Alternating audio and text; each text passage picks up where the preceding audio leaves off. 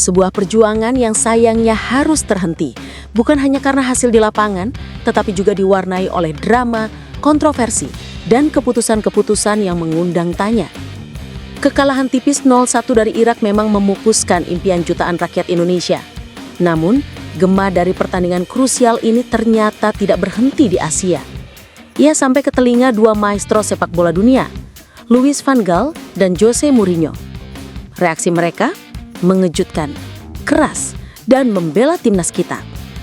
Selain itu, kita juga akan melihat bagaimana situasi internal timnas memanas, mulai dari spekulasi masa depan pelatih Patrick Kluivert hingga aksi pemain muda kita, Ivar Jenner, di media sosial yang memicu ribuan interpretasi.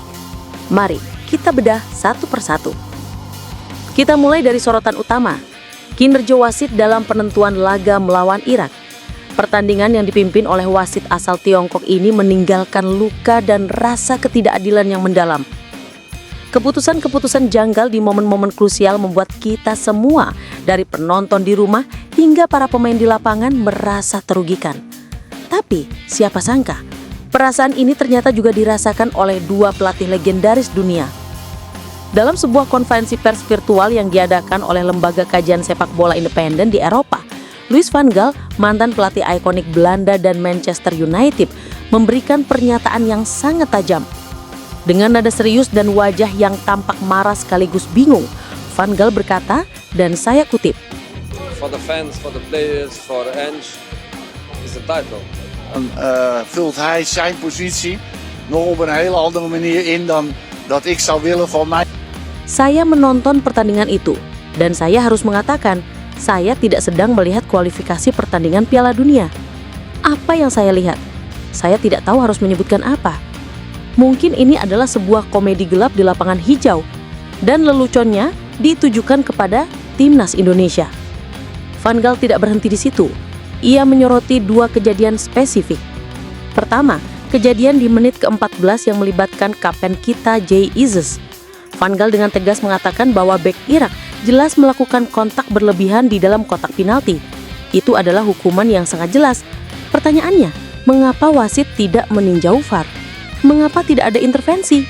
Van Gaal menyindir, VAR ada di sana bukan hanya sebagai dekorasi ruangan. Kedua, pelanggaran keras terhadap Ragnar Oratmangunon di babak kedua sekitar menit ke-66. Pemain Irak adalah orang terakhir dan Ragnar punya peluang bersih untuk mencetak gol. Menurut Van Gaal, ini adalah definisi buku teks dari denial of a clear goal scoring opportunity atau DOCSO. Seharusnya kartu merah langsung. Van Gaal menggebrak meja sambil berkata, dengan 10 pemain dinamika permainan akan berubah total. Ini adalah dua keputusan yang secara fundamental merampas keadilan dari tim yang sudah berjuang keras. Puncaknya ia mengirim pesan keras ke FIFA. FIFA harus buka mata. Jika standar perwasitan seperti ini dibiarkan, terutama di fase sepenting ini, maka kredibilitas kompetisi akan berada di titik nol. Ini terpana, dan ini bukan lagi tentang persaingan. Ini tentang integritas. Setelah Van Gaal, giliran The Special One, Jose Mourinho yang mengambil alih panggung. Jika Van Gaal menganalisis dengan dingin, Mourinho meluapkan emosinya dengan gaya khas yang dramatis. Mourinho dengan isyarat tekad kepala berkata, saya sering berhadapan dengan keputusan wasit yang buruk sepanjang karir saya, tapi apa yang terjadi di laga itu sungguh tidak masuk akal. Jika saya adalah pelatih kepala timnas Indonesia saat itu, saya jamin saya tidak akan tidur selama seminggu penuh. Saya akan marah selama 7 hari berturut-turut. Mourinho secara spesifik menyoroti kejadian di akhir pertandingan yang melibatkan Kevin Dix di kotak penalti saat skor masih 0-1. Momen yang bisa mengubah segalanya. Kevin Dix dijatuhkan tampak jelas seperti penalti, tapi apa yang terjadi? Wasit justru memberikan tendangan bebas ke Irak. Mourinho sampai berteriak, tunggu, apa? Dia membekukan situasi 180 derajat. Sama seperti Van Gaal, Mourinho mengkritik keras penggunaan VAR. Anda memiliki mobil sport tercepat di dunia, tetapi Anda memilih untuk berjalan kaki. Mengapa? Mungkin karena ia tidak yakin. Jika Anda tidak yakin, tanyakan pada VAR. Mourinho juga memberikan penghormatan pada perjuangan skuad Garuda. Saya melihat semangat dari tim ini. Mereka bermain dengan hati, mereka terorganisir dengan baik. Mereka tidak pantas dihukum karena keputusan-keputusan yang sangat meremehkan. Indonesia pantas mendapatkan perlakuan yang lebih adil. Pernyataan dari dua raksasa sepak bola ini sontak menjadi berita utama internasional. Mereka berhasil mengubah keluhan yang tadinya hanya menjadi ratapan supporter Indonesia menjadi sebuah isu integritas sepak bola global. Sebuah validasi yang luar biasa bagi perjuangan kita semua. Kekecewaan akibat kegagalan ini tak lepas mengarah pada evaluasi. Dan sosok yang paling disoroti tentu saja adalah sang juru taktik, Patrick Kluivert. Hiruk pikuk mengenai masa depan sebagai pelatih timnas Indonesia kini memanas. Desakan publik agar Ketua Umum PSSI Erick Thohir segera mengumumkan posisinya semakin tak terbendung. Apalagi sikap Kluivert pasca pertandingan melawan Irak turut memicu spekulasi. Dilaporkan bahwa setelah peluit akhir dibunyikan, Kluivert dan rombongan kepelatihannya memilih untuk tidak menghubungi supporter timnas Indonesia yang hadir di stadion. Berbeda dengan para pemain yang larut dalam kesedihan, rombongan pelatih yang didominasi warga negara Belanda ini disebut langsung kembali ke kampung halamannya, tidak ikut bersama rombongan pemain yang kembali ke Jakarta. Sikap ini memunculkan isu bahwa Kluivert mungkin saja memilih untuk tidak melanjutkan kontraknya. Meski masih bersifat rumor, bursa calon pengganti pun mulai ramai diperbincangkan. Nama Sintayong tentu saja kembali menjadi kandidat terdepan di otak publik. Namun pelatih asal Korea Selatan itu dengan cepat membantah rumor tersebut melalui media Korea. Ia menegaskan bahwa rumor perunjukannya kembali ke Indonesia sepenuhnya salah. Lalu siapa lagi? Nama-nama seperti ex-pelatih Irak, Jesus Casas, hingga pelatih SPSIM Yogyakarta, Jean Paul van Gastel ikut muncul.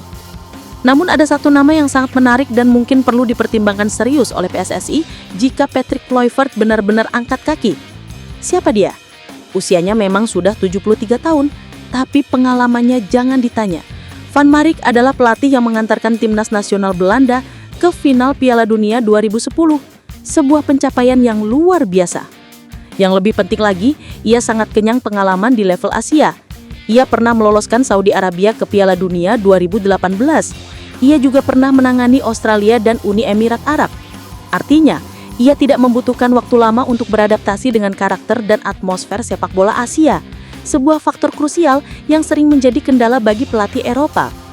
Dengan catatan jejak menakjubkan ini, Van Marwijk bisa menjadi opsi strategis untuk membangun fondasi timnas yang lebih kuat di tingkat internasional, sebuah pemikiran yang patut dipertimbangkan PSSI. Di tengah panasnya isu kursi kepelatihan dan kekecewaan mendalam, sebuah polemik kecil namun menarik muncul dari media sosial. Kali ini datangnya dari gelandang muda kita, Ivar Jenner. Tiba-tiba Ivar Jenner menghapus sebuah postingan di akun Instagramnya. Postingan ini menjadi perhatian publik karena menampilkan fotonya bersama timnas ex-pelatih Sintayong. Awalnya, Ivar Jenner mengunggah postingan yang berisi kata-kata kekecewaan atas kegagalan timnas disertai ucapan bangga pada tim dan terima kasih atas dukungan. Namun yang menjadi sorotan adalah pilihan fotonya. Dari 8 foto yang diunggah, Jenner menyertakan fotonya bersama Sintayong, bahkan mengunggahnya kembali di Instagram Story. Yang menarik, tidak ada satupun foto bersama pelatih saat ini, Patrick Kluivert. Padahal Jenner adalah bagian dari skuad di era Kluivert. Publik pun langsung berspekulasi, apakah bentuk dukungan ini tidak langsung kepada Sintayong atau sebuah refleksi kerinduan terhadap atmosfer tim di bawah kepelatihan STY. Konteksnya menjadi semakin dalam jika kita melihat status Jenner. Di bawah asuhan STY, ia adalah pemain reguler dan sering menjadi pilihan utama. Namun di era Kluivert, statusnya bergeser. Ia total bermain 3 kali, namun selalu sebagai pemain pengganti. Bahkan untuk 2 laga krusial terakhir namanya tidak dipanggil meski sudah pulih dari cedera. Misteri pun semakin tebal. Ketika beberapa selang jam, postingan tersebut tiba-tiba hilang. Jenner menghapus seluruh unggahan tersebut. Apa alasannya? Spekulasi pun menjadi pembohong. Apakah ada tekanan internal dari manajemen atau jajaran pelatih? Ataukah Jenner sendiri sadar bahwa unggahannya menimbulkan interpretasi yang terlalu jauh pada momen yang sangat sensitif? Kita mungkin tidak akan pernah tahu alasan pastinya. Namun kejadian kecil ini seolah menjadi konfirmasi bagi para netizen bahwa mungkin memang ada sesuatu yang tidak beres di balik layar skuad Garuda. Sebuah tanda adanya ketegangan atau setidaknya ketidakpuasan di ruang ganti. Para pemirsa, itulah rangkaian cerita dari perjuangan timnas Indonesia. Sebuah cerita tentang mimpi yang tertunda, tentang perjuangan yang ternodai oleh kontroversi dan tentang masa depan yang kini berada di persimpangan jalan. Kecaman keras dari Louis van Gaal dan Jose Mourinho telah membuka mata dunia melawan apa yang kita hadapi. Ini bukan sekedar keluhan, tetapi sebuah panggilan untuk integritas dan keadilan dalam sepak bola. Sementara itu, di dalam negeri PSSI punya pekerjaan rumah besar.